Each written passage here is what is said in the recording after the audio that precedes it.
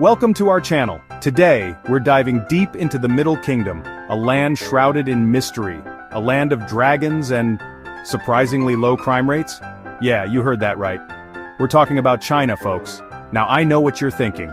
Trevor, China? Safe? Have you been hitting the Baiju a little too hard? But hear me out. From what I've heard, China boasts some of the lowest crime rates in the world. And it's not just propaganda, people. Expats and travelers are saying the same thing. They feel safer walking the streets of Beijing at night than they do in, say, certain parts of New York City. So, buckle up, because we're about to unpack why China might just be the ultimate safe haven.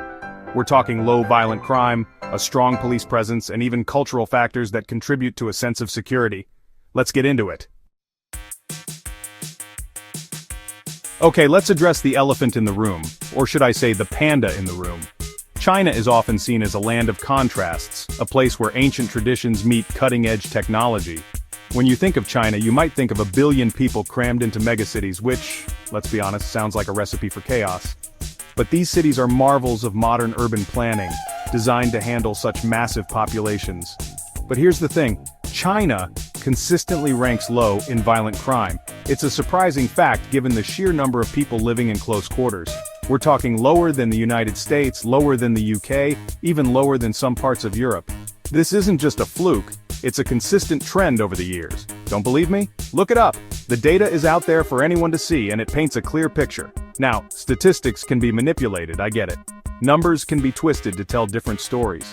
But when you hear story after story of expats and travelers feeling safe walking alone at night, it starts to paint a different picture. These personal accounts add a layer of credibility that numbers alone can't provide. I mean, imagine walking down a dark alley in New York City at 3 a.m. The thought alone is enough to make anyone uneasy. You'd be clutching your phone like a lifeline, right? Every shadow would seem like a potential threat. But in many Chinese cities, that's just a normal Tuesday night.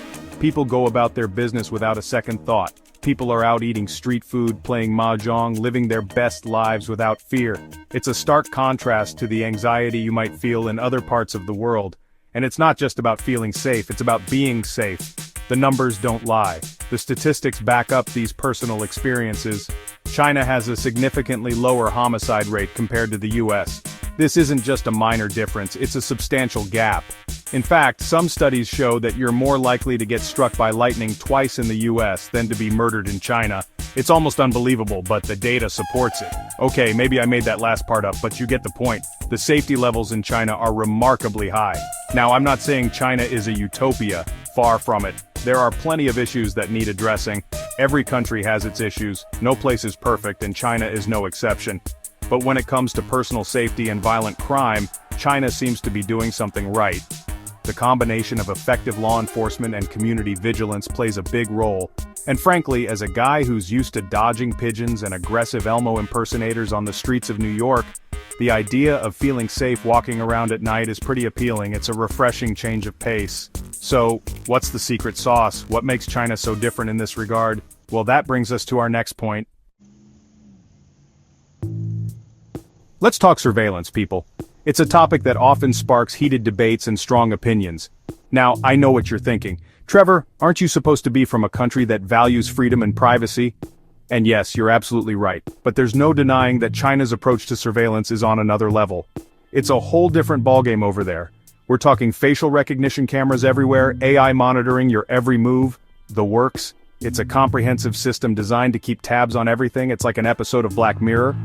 But instead of being creepy and dystopian, it's weirdly reassuring, or at least that's how some people see it. Okay, maybe not reassuring, but definitely effective. The sheer scale and efficiency of the system are impressive. Think about it. If you know you're being watched, you're less likely to commit a crime, right? It's a psychological deterrent. It's like having a police officer stationed on every corner. Except instead of a police officer, it's a camera that can recognize your face from a mile away. It's a high-tech guardian. And it's not just cameras. China also has a massive police presence, with officers patrolling the streets, subways, even parks.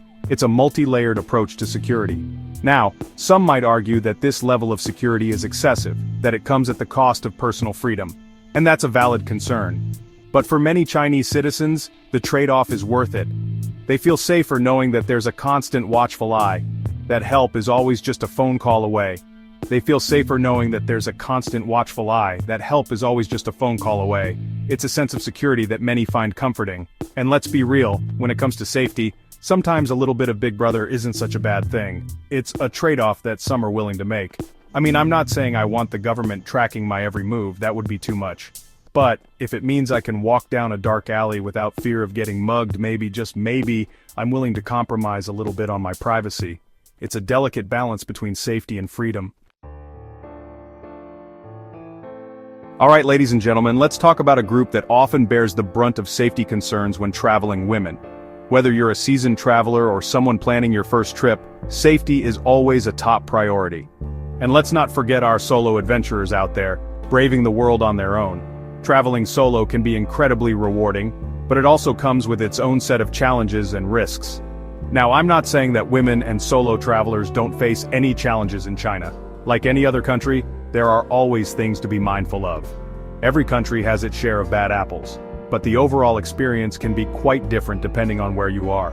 But what's remarkable is how many women, especially foreign women, report feeling safe in China, even when traveling alone.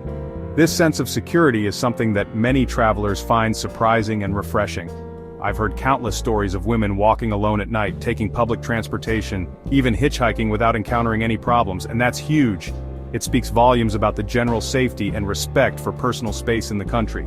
Because let's be real, in many parts of the world, women are often told to be extra cautious, to avoid certain areas, to basically live their lives in fear. This constant vigilance can be exhausting and limiting. But in China, there seems to be a different attitude. The environment feels more welcoming and less threatening, which can make a big difference in how one experiences their travels. It's not that harassment doesn't exist, but it's less prevalent, less tolerated. The presence of law enforcement and well-lit public spaces contribute to this sense of security, and that makes a world of difference. Feeling safe allows travelers to fully immerse themselves in the experience, to explore without constant worry. Now, I can already hear the skeptics saying, "Oh, but Trevor, that's just because of cultural differences. Women in China are raised to be more submissive." But let's dig a little deeper. And to that I say, hold your horses. It's not about submissiveness, it's about respect. Respect for personal space, respect for individual freedom. It's not about submissiveness, it's about respect. It's about creating a society where everyone, regardless of gender, feels safe and respected. It's about creating a society where everyone, regardless of gender, feels safe and respected. This sense of mutual respect is a cornerstone of a harmonious community, and that's something worth celebrating. So here's to safe travels and the joy of exploring new places without fear. Chapter 4. It takes a village, community, and safety in China. Let's talk about community, folks. Because in China, safety isn't just about cameras and cops, it's about something much deeper, something ingrained in the culture itself. See, China has a strong sense of community, a sense of collective responsibility that you don't always see in other parts of the world. It's like that old saying, it takes a village to raise a child, except in China it's more like, it takes a village to keep everyone safe. Neighbors look out for each other, shopkeepers know their customers, and there's a general sense of trust within communities. And that trust, that sense of belonging, plays a huge role in maintaining safety. Think about it. If you know your neighbors have your back, if you feel connected to your community, you're less likely to be a victim of crime, and you're more likely to intervene if you see something wrong happening. It's like having a built-in security system, but instead of alarms and sensors, it's made up of human connection and shared values. And that's something special, something that many countries can learn from. Chapter 5. Clean streets, clear conscience, the safety of order. Alright, let's talk about something that might seem a little unconventional when it comes to safety cleanliness.